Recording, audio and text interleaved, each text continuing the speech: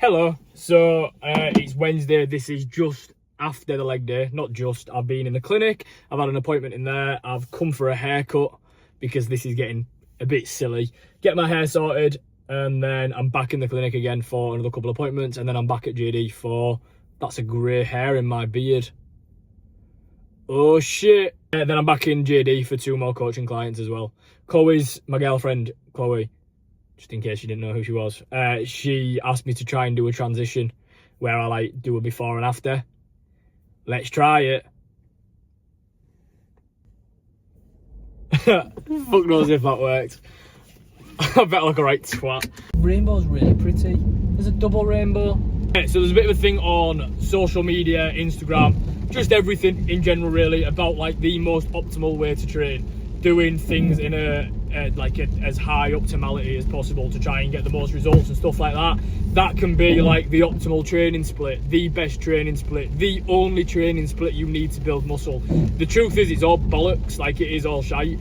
It will all work. Whatever you do, it will work. If you're doing training split A compared to B, C, all the way through to Z, if you do it and you apply yourself well enough and you train consistent enough and you're pushing yourself to the point of failure with accuracy and intensity, you will see progression and you'll see growth, regardless of what you're doing. If that's push-pull legs, upper lower, bodybuilder, bro split, whatever. There's a new one torso A and arms, whatever. If you stick to it consistently enough and apply yourself well enough within the training, you will see progression. It doesn't really matter what you're doing. The main variables that you need to be looking at is your training intensity, making sure it is as high as possible, your training accuracy, again making sure that's as high as possible, and also that's it really. So this is how I'm structuring my leg day. So I'm starting off with calf, 4 sets of 8 to 10, thinking about pulling the toes up towards me so I can get a full deep stretch on my calf, and then actively driving the pad away as hard as I can with my toe. Everyone knows how to do a calf press. Then we're moving to 3 sets of adductors. I'm doing a set of 6 to 8 and then 2 sets at 8 to 10, so 3 sets total. Thinking about putting as little foot pressure through as I can and actively driving my knees together as hard as I can. Pausing either extremity as well, in the lengthened and in the short. Then we've got a leg extension, 3 sets again, 12 to 15, and then 2 sets of 8 to 10, blowing the quads up as best we can. Just thinking about dragging my shin up to the roof as hard as I can. I'm using a seatbelt for added stability to keep my hips down. I want a straight line when I look down as well from hip, knee and ankle, trying to keep that alignment as good as possible to make sure I don't mess my joints up over time. Thinking about taking a pause in the extension, so when my knee's fully extended, and a pause when my knee is flexed, trying to go through as much range as possible there. Take your time with it. Then we've got a seated leg curl. Same again, looking down, I want a straight line between hip, knee and ankle, and all I'm thinking about doing, using a seatbelt again for extra stability, I'm just thinking about dragging my heel down as far as I can, and then when it will no longer go down, I'm dragging it under the chair. Slight pause in the stretch position just to standardise form, and also it's better for muscle growth and making sure you don't pick up an injury. Then we've got the heavy hitter, the horrible one, the world's steepest hack squat. 2 sets, 6 to 8. Nice and slow and controlled, in control of the movement the whole time. Don't drop it and catch it, take your time with it. I'm just thinking about pushing my knees as far forward over my toes as possible. Also actively driving my hips back against that pad there as well. Keeping tight as well, that's one of the main things on this.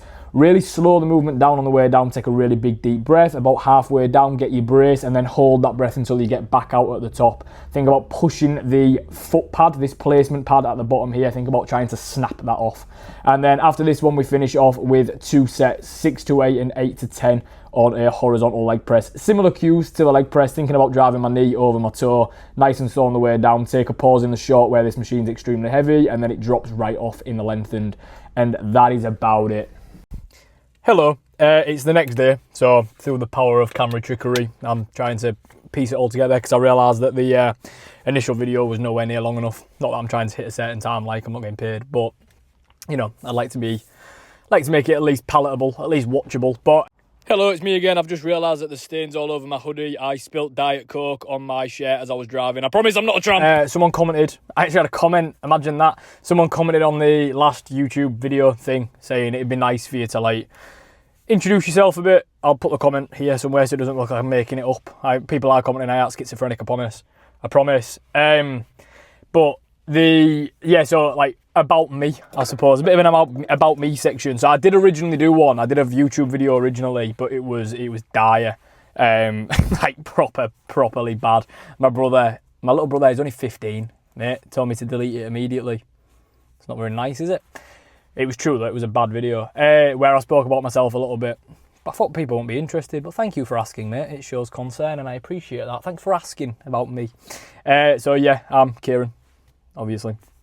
I'm a PT and an online coach. I work out at JD Gyms in Hull. That's where I'm from, if you can't tell by my accent. I'm also an MSK clinician, so I qualified as a sport rehabilitator last year, and now I work in a private clinic at Body Boost Clinic in Hull, where I offer injury rehabilitation programs, massage appointments, initial appointments, review appointments, etc, etc. I'm a coach at JD in Hull. I have been for this will be my 6th year this year that I've been doing that. I was once very, very fat, and now I am slightly less. And then alongside that, I also work for a charity called Paul for Brain in Hull, which deals with people who have had ABIs, acquired brain injuries, so stroke, knocks to the head, things like that, drug abuse, anything like that really. Things that have then limited their ability to perform day-to-day life. And I teach them stuff like how to get stronger. A lot of the time it is just teaching people how to walk again, and assessing gait and seeing where we're at and what we need to work on from a muscular development point of view. It is very strict on the fact that I am there as a strength coach, not a rehabilitator, which is fine. But obviously, there's a nice blend there. As much as I work for the charity, I am actually paid within a capacity, so it's not like I'm, doing it for free. I am employed, so to speak, by them. And that's basically it. Obviously, big part of me doing YouTube, I've said this on the last video as well, the big part of me doing this is because I'm trying to make more content for myself so I can put it out there. I think in order to be a successful coach, you essentially have to be a fitness content creator as well, to make more awareness for your brand and then just push it that way. So this is what this is about, it's brand awareness. So obviously there are coaching spaces available online and in person at JD Gyms in Hull. I also offer hybrid programs where we can do a little bit of a blend between like 2 sessions a month and mainly online, which I've got a couple of clients running at the minute, and also injury rehabilitation, stuff like that. But that's a little bit about me, I suppose. That's what I do. I don't know if I mentioned this on the last one. I think I did. If I didn't, it's fine. I just need a way to make the video a bit longer. Tee-hee. It's been a long old day. It's 5 to 3. I haven't got another client now until quarter past 4. So I'm just trying to kill a bit of time. I had a client this morning, 7 till 8. Then I've done an hour of cardio on the bike.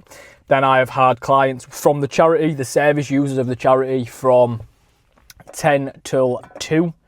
Then I've come here. I'm at another gym in Hull at the minute with a company called Inner Athlete, who I work with as well, where I am teaching athlete development to kids. I'm a jack of all trades, mate. But that's about it. Thank you very much for watching again. Hopefully these will be a little bit more, well, not more frequent, because I need to slow it down, mate. I'm pumping these out at a rate unbeknownst to man. So I need to slow myself down. I need to pace myself. Don't get ahead of the curve. I'm also a bit worried that, obviously, I only train 5 days a week. I do a push, pull, and a legs. I've already recorded my leg day. I've only got an upper and a posterior and arm day left. Then what do? I'm going to have to start doing, like, cooking videos or TikTok dances. Something. Catch you later.